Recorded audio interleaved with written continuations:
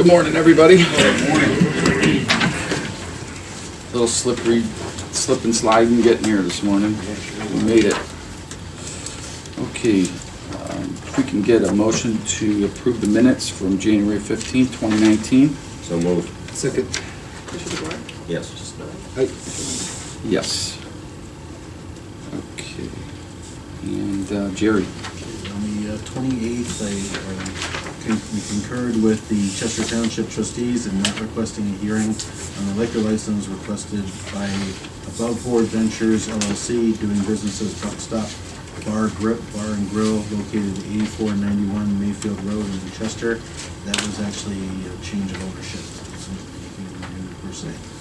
And then for Water Resources, I approved three of their annual service contracts.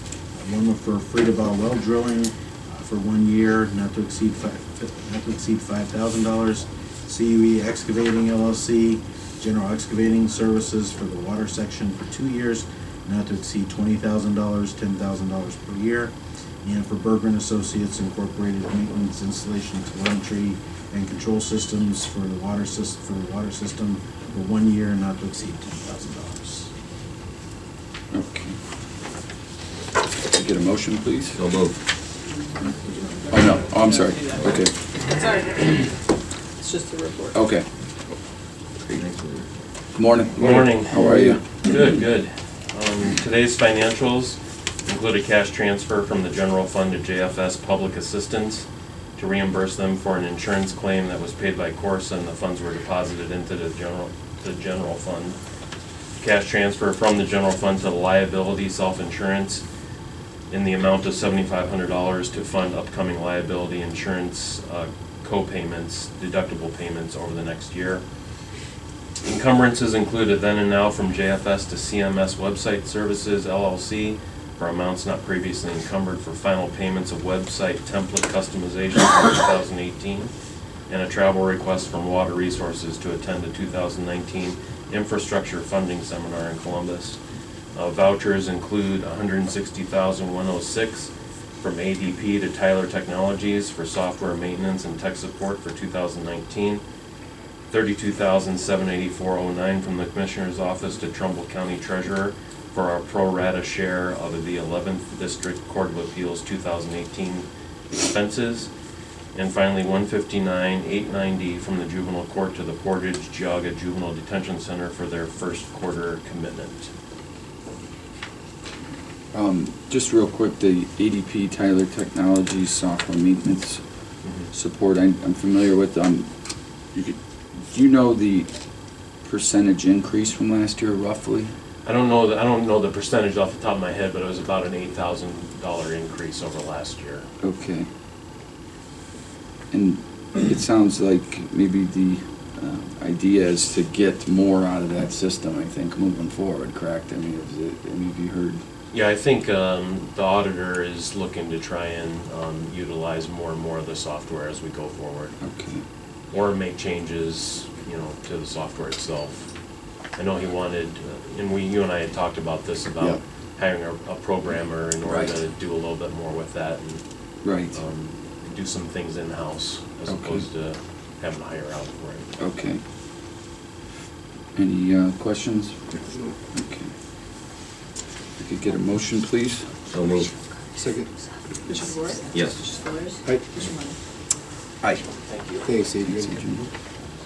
Okay. Nick, morning. Morning. Morning.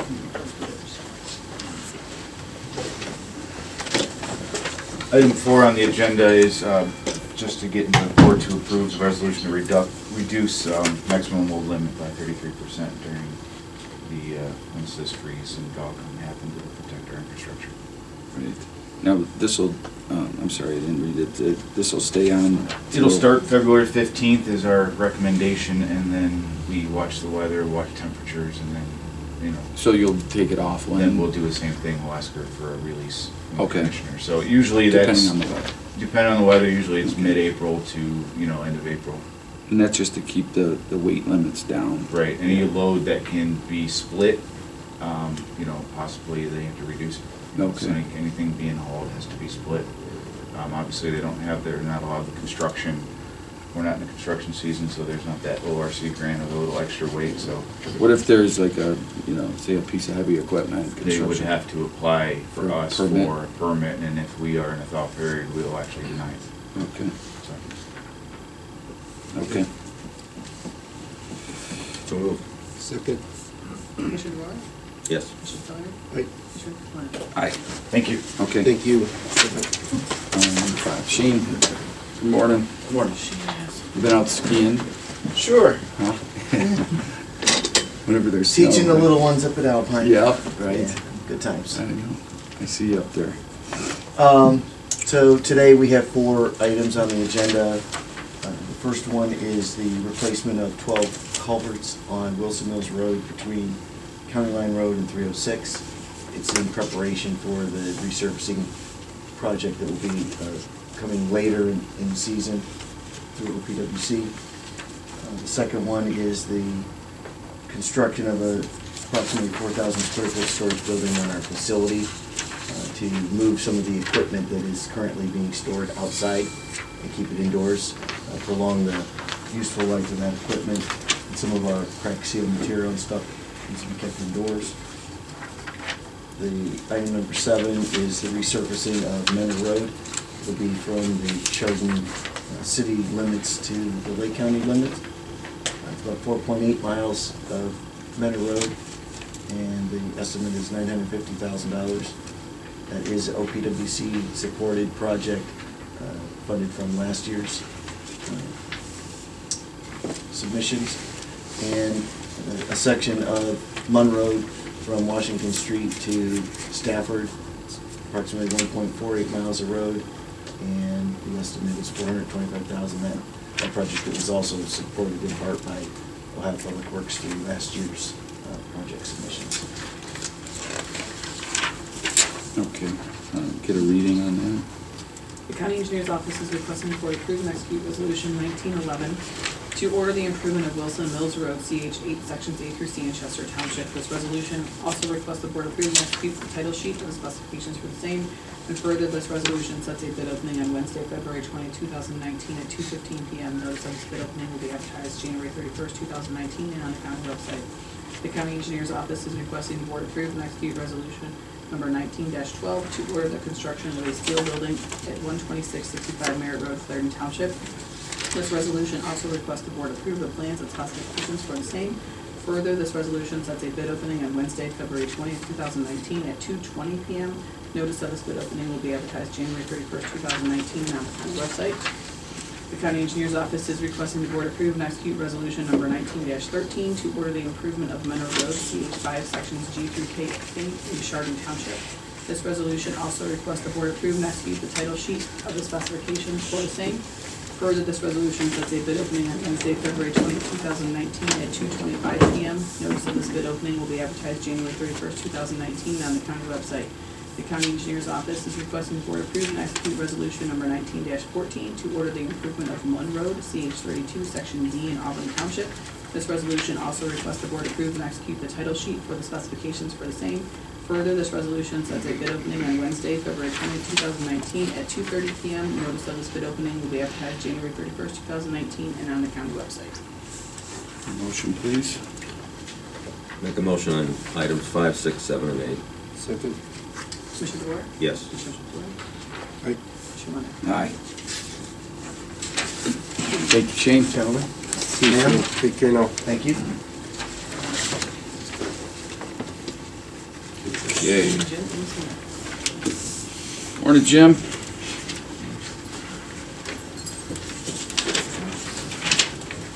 How are you? Good morning, John. How's everybody? Okay, great. Yeah, thanks for coming in today. You know, I think I'll let you start and Yeah, just want me to explain kick it off? the background here. Sure, I'll give you some background. I know I forwarded the draft resolution to each of you. Actually, Commissioner Lennon approached me a few weeks ago about this issue, and I think that you had spoken to Commissioner Serino up in Lake County. Correct. And this is about a court case down in the Southern District of Ohio in federal court, which has been, it's been in the Plain Dealer at Cleveland.com. They've been kind of following it. And I've been following it. I think most lawyers are kind of following it. And what had happened, just to give you background, the American Civil Liberties Union, their legal counsel on behalf of the Legal Women Voters and then various electors, they got voters in each of the Ohio's congressional districts, filed a lawsuit in federal court alleging that there's a lot of allegations, but the main thing is that our current congressional districts are drawn in an unconstitutional manner.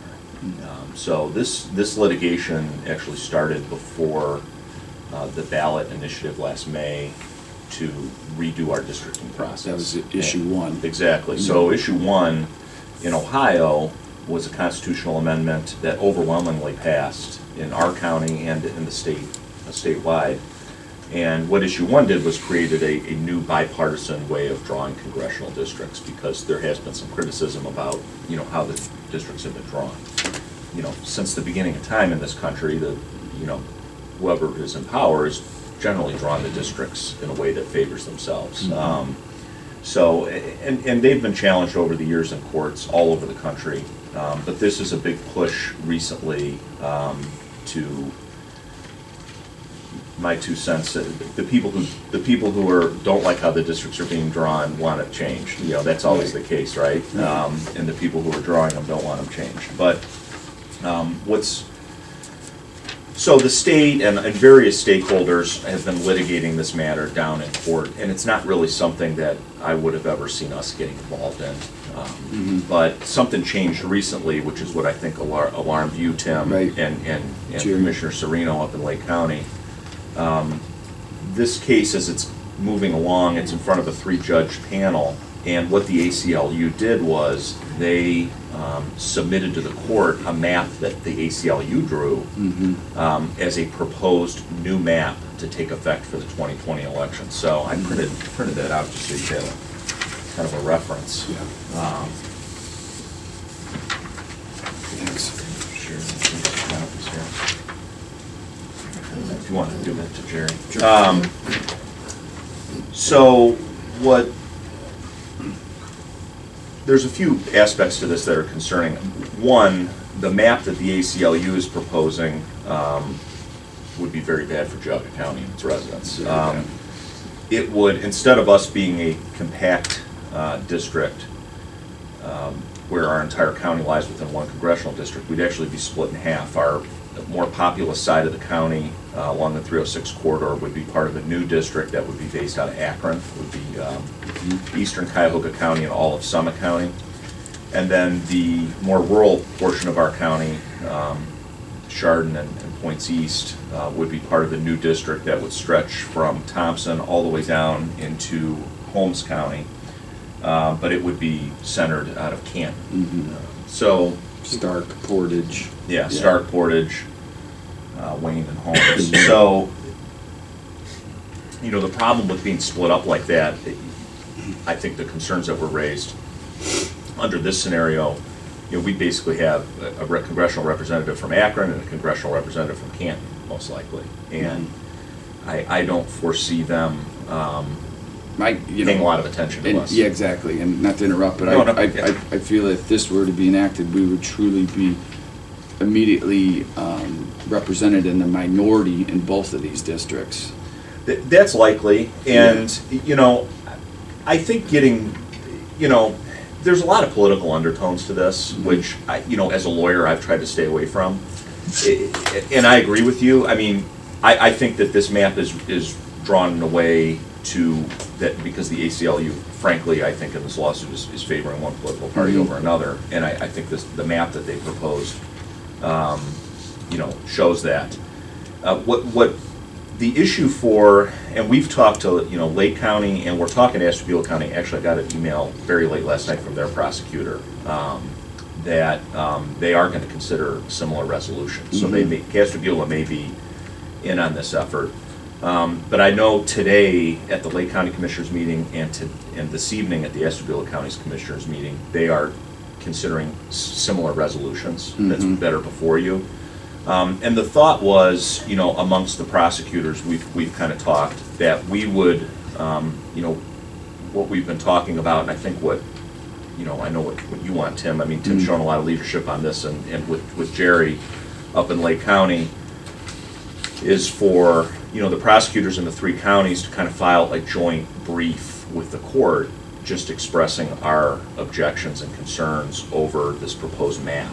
And what's interesting is, you know, the ACLU is complaining about, you know, some of these irregularly drawn districts, but if you look at our current 14th district, it's pretty compact. I mean, if you look at how our, you know, we've kind of got the northeast corner of the state. It's a pretty compact district. Geauga, Lake, Ashtabula are all within that district, wholly within that district. And you know, we've been doing some research, and since the 1950s, with the exception of the Sherrod Brown years, Geauga's always been in the same district as Lake and Ashtabula in kind of a block. Right. And so what the ACLU is saying is, well, we don't like these irregularly drawn districts down in Hamilton County and in Cuyahoga County. But if we're gonna, but for Geauga, Lake, Ashtabula, Trumbull, yeah, we'll draw an irregularly one for you guys. Right. And so, you know, I think there's some hypocrisy going on here with the ACLU and the proposed map. So, if you're interested in this effort, I have a feeling Lake County's going to pass a resolution. I have a strong sense. I'm not sure about Ashtabula. I think that they're 50-50. They've been kind of educating themselves on it. But if you do pass a resolution, then our office would work with the Lake County Prosecutor's Office and possibly the Ashtabula County Prosecutor's Office. We would file a joint brief in the Southern District case, and it would just be from the standpoint of our congressional district and our residents and how this would affect us. And you know, I think this goes beyond bipartisanship, even though it does feel that there's a sense of that. But I think what it is, you know, the people have spoken in these districts, and it should not be placed in the hands of a federal court, right? Or a judge to decide that. The people have already decided, and they spoke loudly on issue 1. You know, if the voters have determined otherwise, you know, I have an issue with you know, a 3-panel judges, you know, turning that over. So I'm in full support of, you know, filing our objection to this. The other, just to jump in, I mean, and you're absolutely right. I mean, 3 unelected judges are going to impose a map versus, you know, we had democratically elected officials throughout the state draw this map. Exactly. And by the way, this map's been, what, 8 years? Exactly. This has been going on? It went through the previous administration, you know, when there was, you know, when they were winning. Exactly. It was fine then, you know, so. So the other thing, what would even be, so there was a belief that once we pass the redistricting reform in Ohio, that the lawsuit would kind of go away, because why would you keep the lawsuit going, right? We're gonna, after the next census, we have a new bipartisan redistricting, you know, process. Why are we still fighting over this law?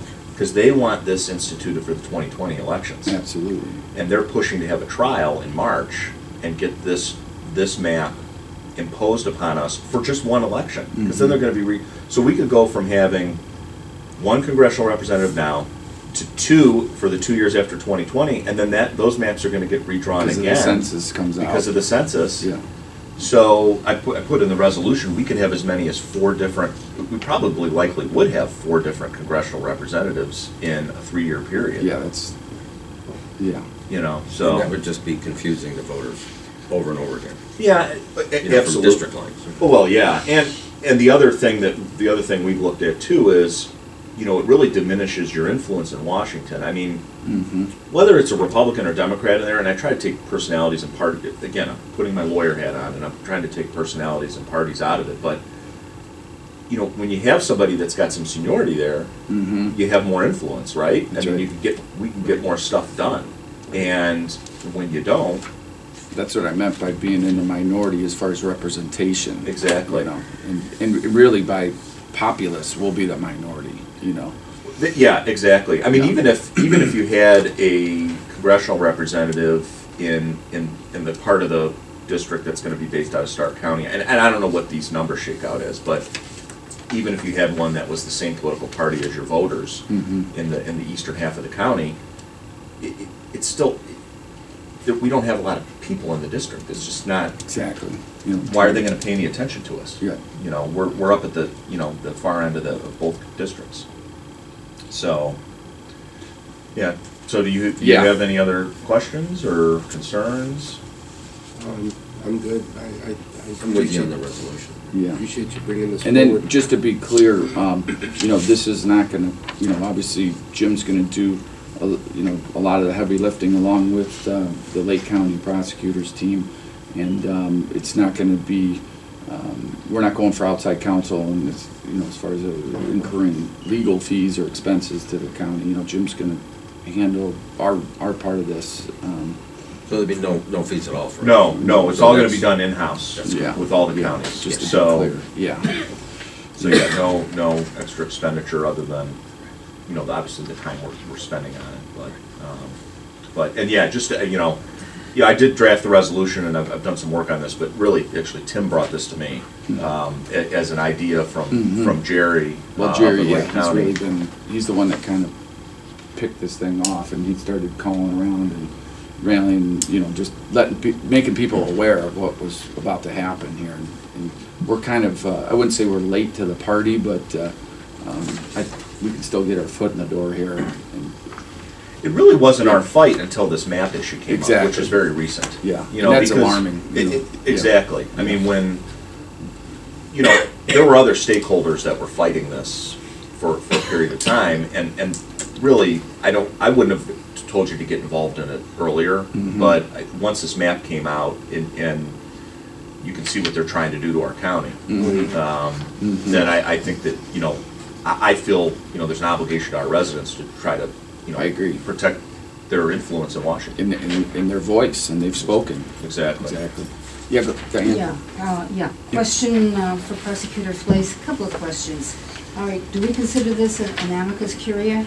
Yes, that's what it would Okay, be. all right, and I read the whole 54-page brief, and I gotta tell you, I found it compelling for probably no other reason than that the League of Women Voters of Ohio was involved, and I've seen some of the maps, and the situation that you're describing for Geauga County is rampant in other areas of the state.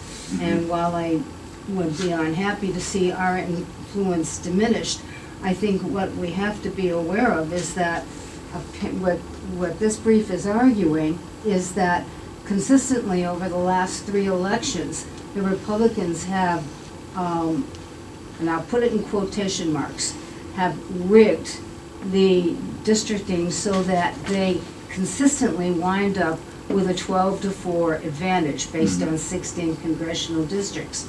And it does, and there's some documentation in here based on 2 or 3 different independent analysts that indicate that Ohio's redistricting map is 97% more skewed than many others, and you know, skewed 97% of all district maps since 1972. And again, it's an allegation, but it appears to be a serious one. And it would appear that there have been issues in Michigan, Wisconsin, and North Carolina that have been victorious for the same plaintiffs. So just something. Yeah, this is playing out all over the country. Yep. Now. Mhm. Yep, so it's compelling. I would be grateful to know that this was your action, Commissioner Lennon, and not the result of any Republican Central Committee decision. No, not at all. Okay. No. Okay. No, this is, you know, purely, you know, like Jim said, you know, the Lake County Commissioner, Jerry Serino, had really been on the forefront of this and bringing this to our attention, and I definitely agree with what he's saying. I'm looking at it purely from a standpoint of Geauga County, And I think this is, out of the 3 counties, it affects all of us, but most certainly Geauga County is what this map is suggesting or proposing to do. Geauga County, I think, would be detrimental to our representation there in our district, so. I would, What court is this going to be heard in? Cincinnati. yeah, Southern District of Ohio. There's a 3-judge. It's a federal court. Yeah, federal. There's a 3-judge panel. And the argument is basically it's First Amendment, Fourth Amendment, and 14th Amendment, right? Yeah, their main argument,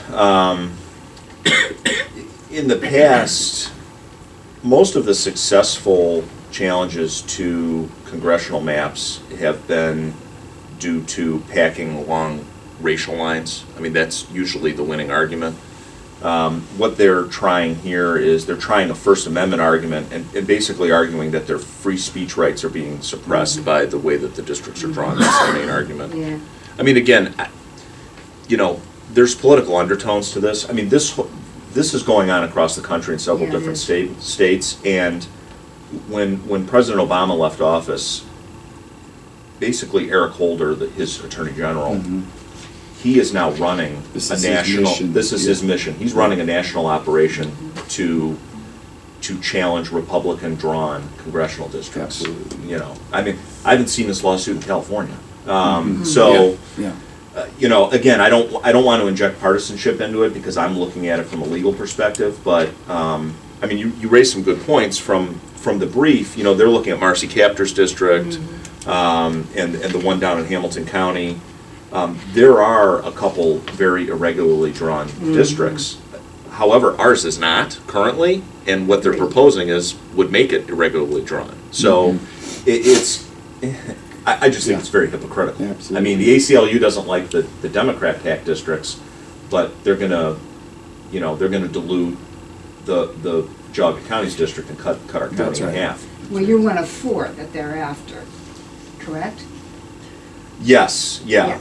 But, and I don't have, again, I'm not looking at this politically, I don't have all the, the polling numbers or the index numbers, at my fingertips, but it's always been my understanding that our 14th district is pretty fair. It's pretty evenly, I mean, I think the last couple elections, you've seen Lake and Ashtabula, there's been kind of a, It was a shift. a big shift. Yeah. A big shift in those counties from what they've historically done, but based on historical numbers, I think the 14th's always been pretty compact and pretty fairly distributed among ideology. Can you, just for everyone's knowledge, just explain what a amicus brief is?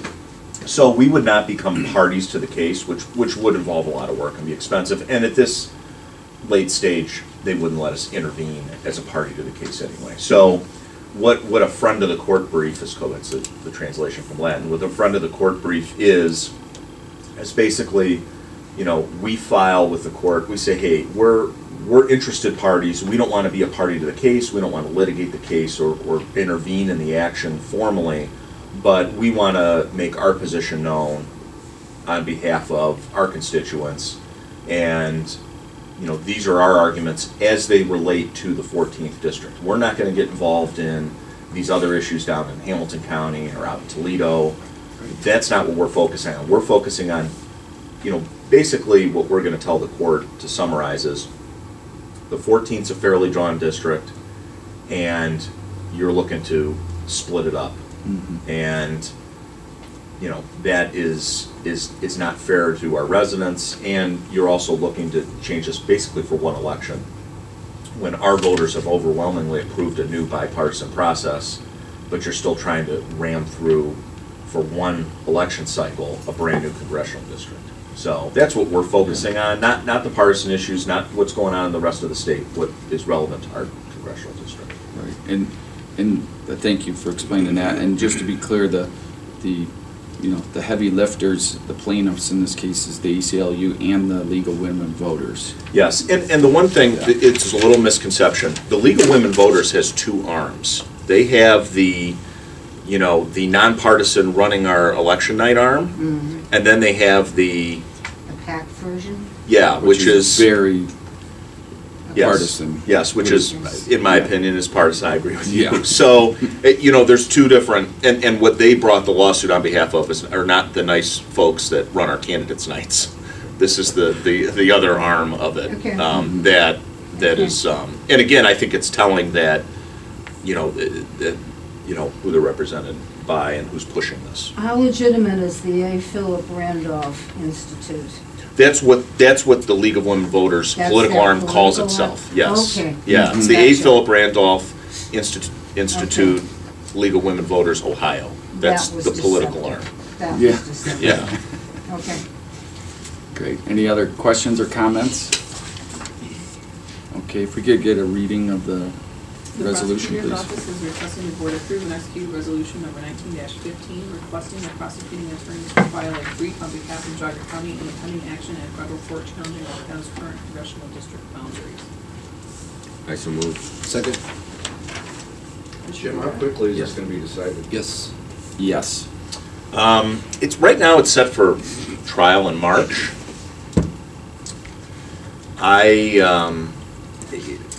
We're looking to file our brief within the next couple of weeks. And then, whatever the trial court decides, it'll go up to the Sixth Circuit, or it'll probably go to the Sixth Circuit, they'll probably seek a stay in the Supreme Court. There's active litigation in Pennsylvania and North Carolina. The U.S. Supreme Court just came out with a pretty big decision on redistricting that I don't think was favorable to the ACLU in this case. So, you know, I'm not sure, I don't, looking at who the three-judge panel is and who appointed them, I'm concerned about the result at the district court level. So, one of the assistant prosecutors in my office used to work for the Ohio Secretary of State's in the elections law section. So she's got a lot of experience with the judges in federal court and how they rule, and she expressed some concern about the decision makers at the trial court level here. So, because she's done a lot of this litigation for the state. So what happens if they say yes? Then what's the next action that can be done? Well, then they would appeal it up to the Sixth Circuit, which is our appellate court for the federal, that's based in Cincinnati. And they would probably seek some sort of stay to try to stop this. You know, eventually it would probably go to the U.S. Supreme Court. So, you know, I'll come back, depending on what happens at the trial court level, you know, if you want us to file a brief in the Sixth Circuit, you know, I'll come back to you, we could talk about that. If we want to file a brief in the U.S. Supreme Court, I could talk to you about that. I'm admitted in both of those courts, so, you know, I could do that if the county had an interest in filing a similar arguments as it goes up. But we'll cross that bridge when we come to it. Thank you very much for Thanks. coming in. I appreciate you. No, thank you. For being, your leadership on that. I No, appreciate it. thanks for Yeah. bringing it up. I think it's Yeah. a great point. Okay. Morning, guys. How are you? Good morning. How are you? Cold. But it's supposed to get nasty tomorrow. I think minus 17.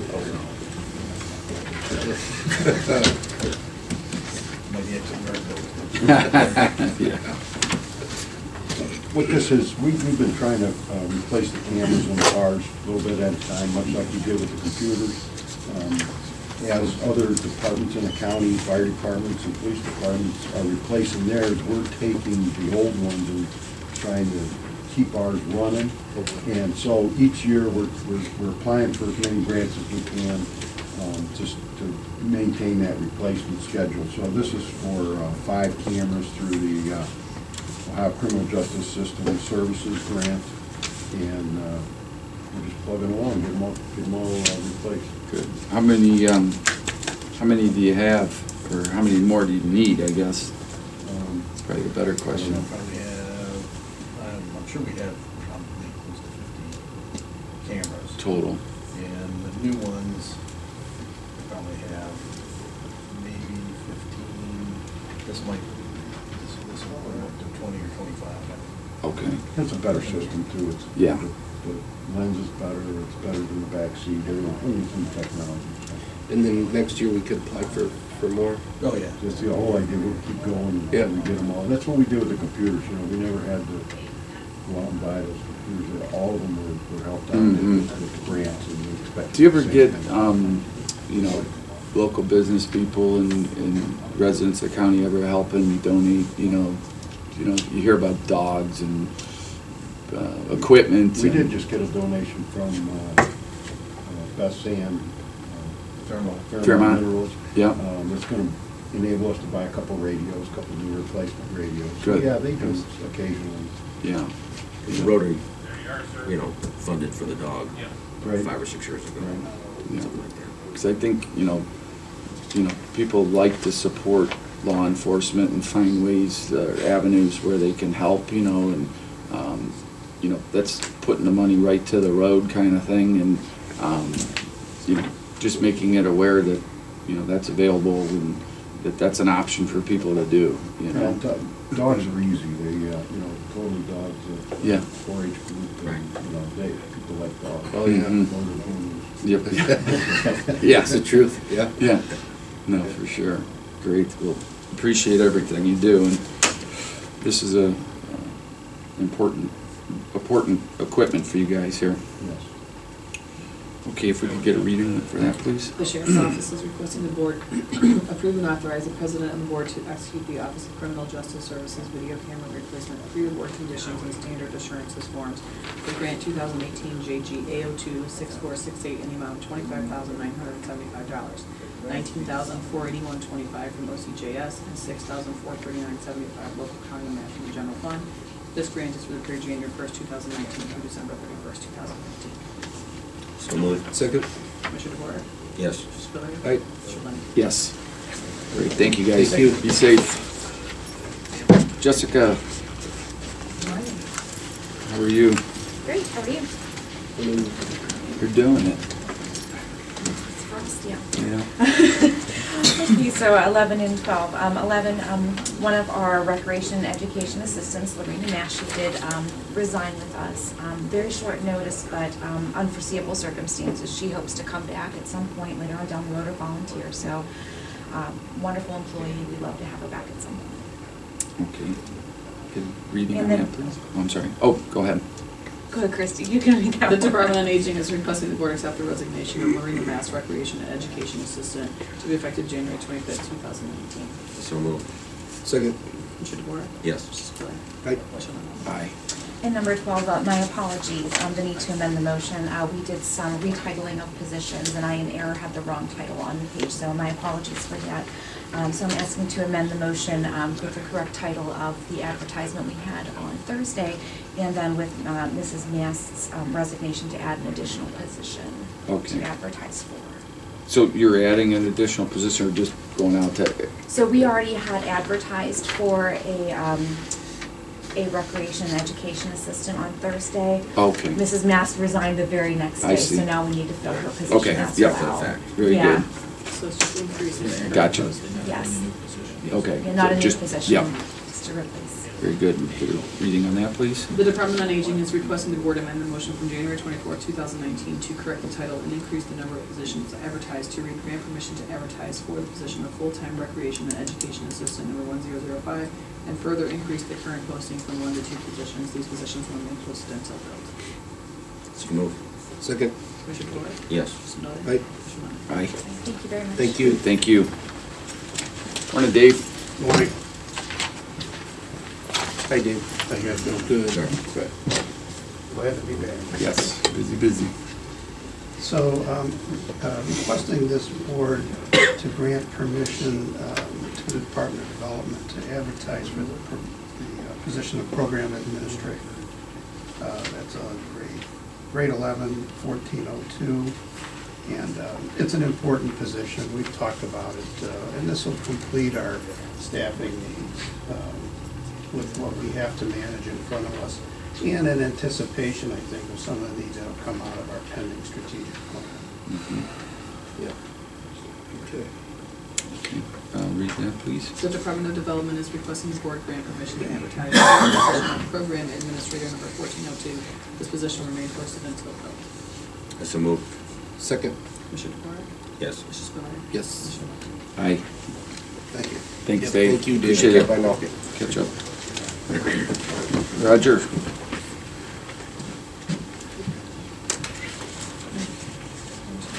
How's it going? Morning as well, how are you? Good. Hey, so with the cold weather coming, do you guys get involved in that at all? Actually, I've got an email ready to get sent out this morning.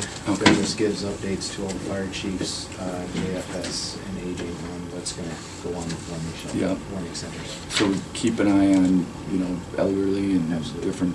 Yeah, and our office has also been splashing out updates from the National Weather Service as we get them. So Okay. as we get updates, we try to get them out to you. So. Okay. Number 14 through 14 through 18. 18. Approximately 10, 12-ish years ago, our agency was able to get a grant money from Homeland Security, which permanently installed 5 generators at these 5 different fire departments to be used as shelters. So what I'm doing is I'm trying to clean our books up a little bit with inventory because they are permanently installed at these communities. So, and as well, I'm trying to get them off of our PM list. So, because we've been doing the maintenance and repair costs on these generators for the last 10 or 12 years. So the county does it, or the townships do it? No, the county was doing it. Okay, but So- the townships will Yeah, so assume now- that. Yes, because they're permanently installed, so they're going to become the property of Absolutely. the community. So it's the 5 generators: Thompson, Parkman, Montville, Hamden, and Troy townships. Okay. And they're all good with the taking over that responsibility then? I had Laura draw up an agreement, and it took me almost 4 months to get them out to the township trustees and then back. But we got them all, so. Okay. And just out of curiosity, why just some townships and not others? Because these fire stations were designated as shelter locations Okay. for the community, and you'll see that they're located throughout. You know, you've got Parkman and Troy on one side, you've got Hamden, Montville on the other. I see. Okay. Thompson, I'm sorry.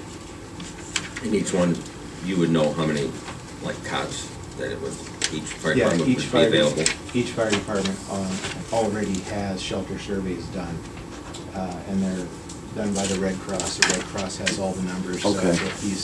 So these are our designated shelters, and then we also have other shelter areas that in a pinch we have other locations available. That sounds good.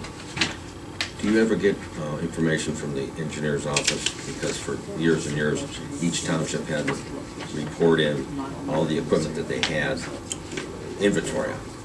Right. And then this year is the first year that they don't have to do that.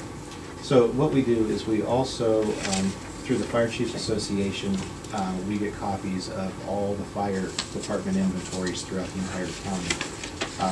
We also, this is all inventory that's reported in through the auditor's office through our inventories.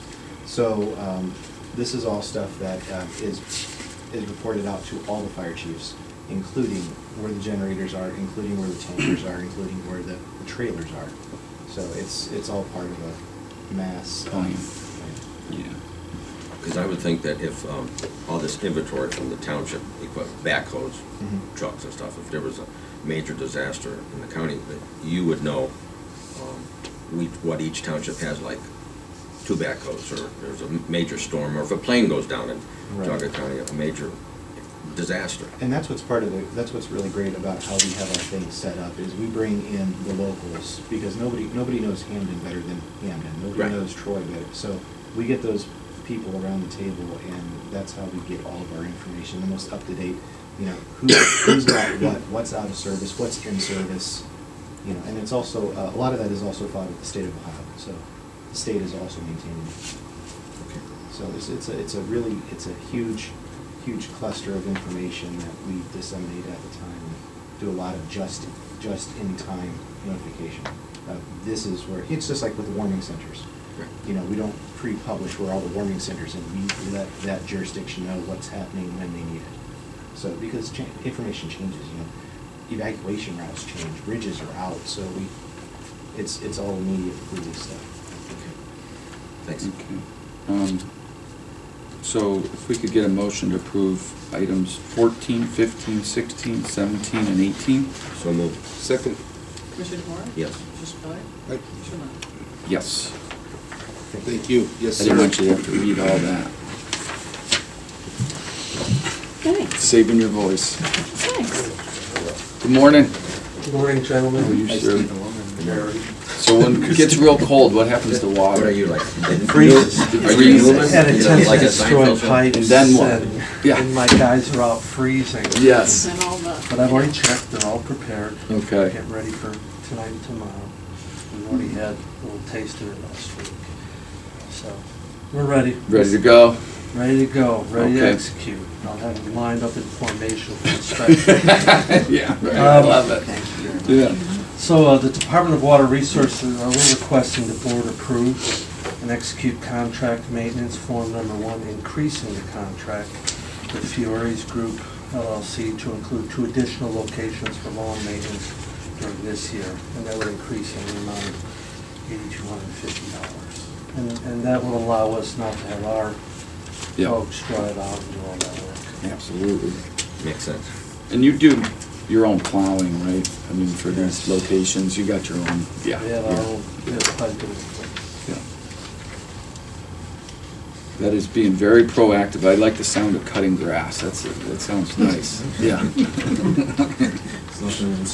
Yeah. So you think we have to load up the riding mower, we gotta take it out there, and we have to pay. Yeah, no, this our guys. 100% agreement. All right, if we can read that, please. The Department of Water Resources is requesting the board approve and execute contract maintenance form number 1, increasing the contract with Fiore's Group LLC to include 2 additional locations for lawn maintenance during the year 2019, at $2,250. So moved. Second. Commissioner DeWort? Yes. Commissioner Spudler? Aye. Commissioner Lennon? Aye. Thank you very much. Thank you. And with that, just a couple things, board of revisions next Monday. ADP is having a special meeting at the auditor's office at 11 a.m. in Nowaka. I'm sure you're all familiar with your times to be there. And new member training, Jim, you're heading to Columbus for Yes. new commissioner training.